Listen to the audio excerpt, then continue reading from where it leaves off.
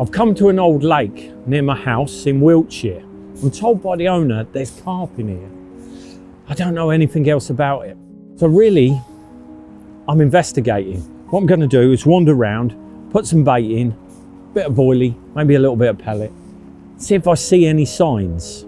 This is more about the experience for me. I'm not here with multiple rods and bite alarms. I'm just going to fish the float and enjoy myself. I've got 2 days, limited hours, but even in that time, I can have a great adventure. So that is the plan.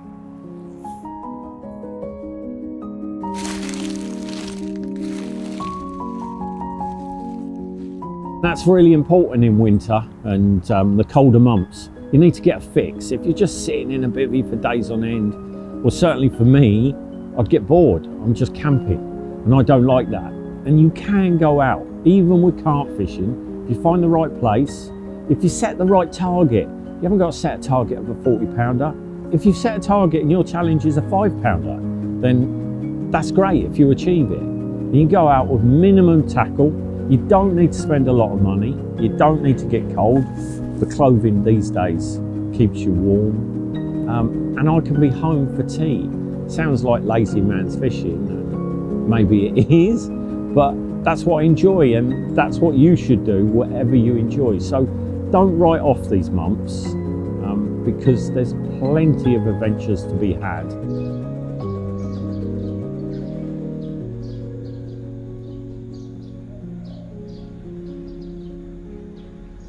That's a good sign. Certainly say that. Moved in straight on this boilie. It's definitely fizzing there.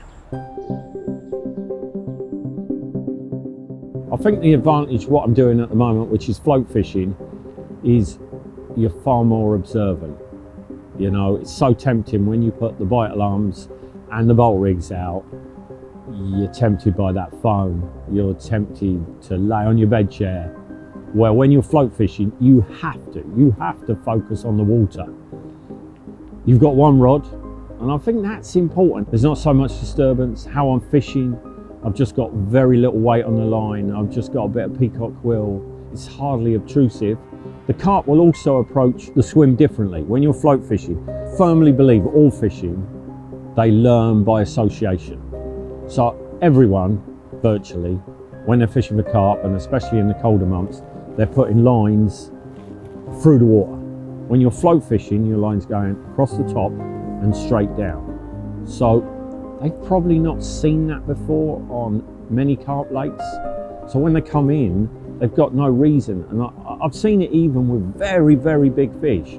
If you put a line across the bottom with a lead, they know straight away. You put that float there and the line's coming down, and they're almost happy to touch it, knock it, because there's give. So it's not a taut line, they don't spook, it just gives because the float gives, and that's when you see the line bites. So there's many advantages to float fishing, even during the colder months. And be in no doubt, the carp aren't in always the deepest water when it's cold. They're probably more often than not in shallow water and maybe close into the banks, tucked in under snags. So yeah, don't write off float fishing. Don't think you can't get close to them in the winter. Well, he's not a monster, but that doesn't matter. It could be my first ever carp out of it. Could be. Come on, little fella. In you come. I think I'd caught bigger carp by the time I was 10, but it doesn't matter. No point having a photo. I've got the memory. Beautiful. Enjoyed that? It's definitely fish here. Definitely. One more go before I head for home. Do you know what? Wherever I put bait, they have just followed the sun. Taking something from modern carp angling, and I'll put PVA mesh back on. There you go. All winter carp fishing, cold weather carp fishing, you need to pick the right place. I will only fish waters where the carp will feed. I know that sounds obvious, but many people set themselves a challenge that they're never going to win. They've got limited time on a massive gravel pit with 4 carp in there or whatever it may be, and in reality, conditions against them, time is against them. It's just way too much. Surely that's got to move on that bait. What are they eating? Yeah.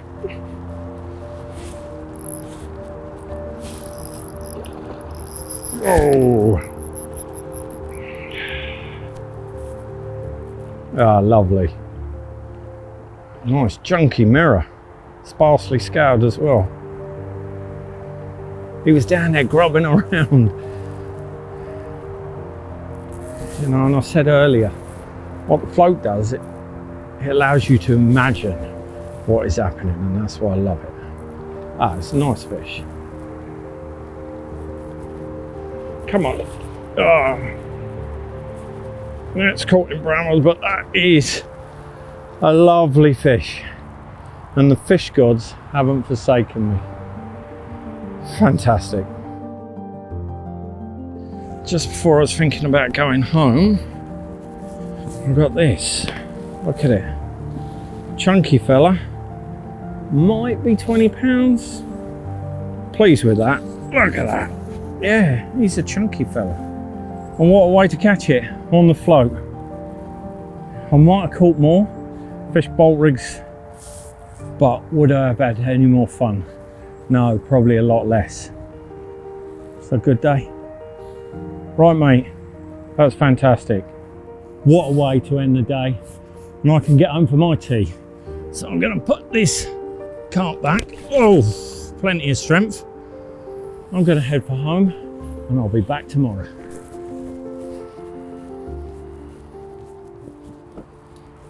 Going float fishing with carp is not complicated. I'll start with the reel. It's a Scope 4000 and I've got 12-pound mono on it. The interesting bit, really though, comes down to the terminal tackle, I would say, and that starts with a float. I need a float if I'm going float fishing, and this is a peacock quill. Most people who float fish, they'll use shot either side. I don't in this situation. 2 reasons. If I put shot either side, I run the risk of damaging the line, and especially when you're playing a big fish, a very strong fish, I want to avoid that. But the main reason is this silicone here allows, if the float gets snagged, it allows the float then to just pop off and I'm in direct contact with the fish. And last but not least, I've got a size 7 hook on, and I want to hair rig the bait because I might be using a boilie or a pellet. So what I do when I'm at home, do it all before I've got down here, pre-tied ones. I just get a bit of braid, I whip it up the shank, tie the hair, and then I just super glue it.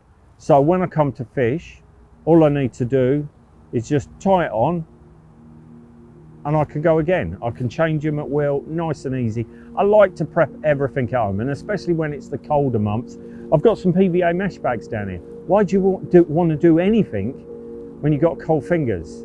It's easier if you do it all at home, bring it with you, and all you've got to look forward to is a lovely trip.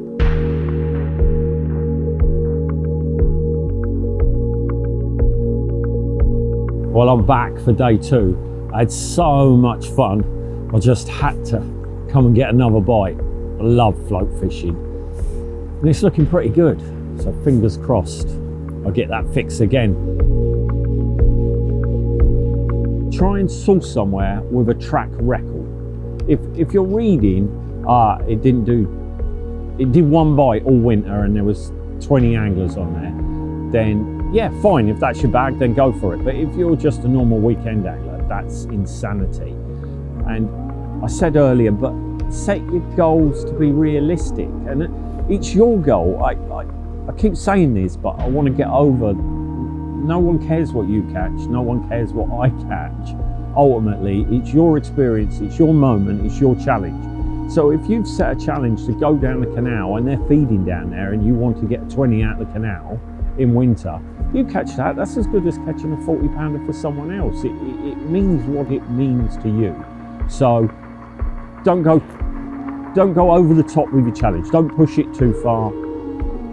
Set something that you're happy with, and that's what really matters.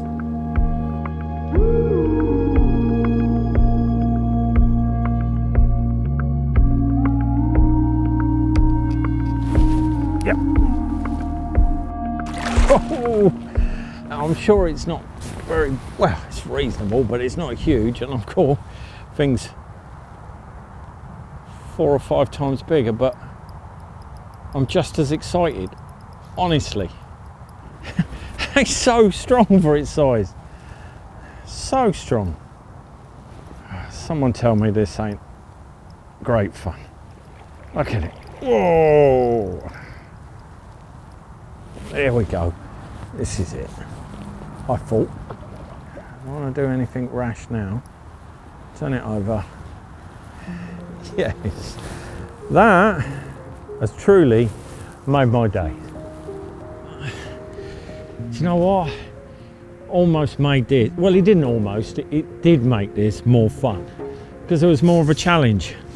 And that's what I suggest you do with the colder months to come. Set yourself a challenge.